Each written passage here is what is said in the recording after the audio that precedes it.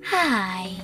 In front of me is Redmi 12 and today I would like to show you how you can rename it.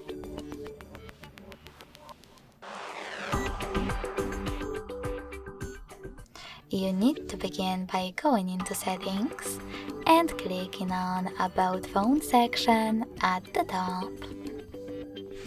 Then click on Device Name above Storage and type in wherever you wish to.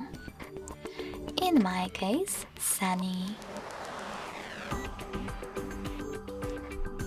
When you're ready to save your new name, tap on this check mark at the top right corner.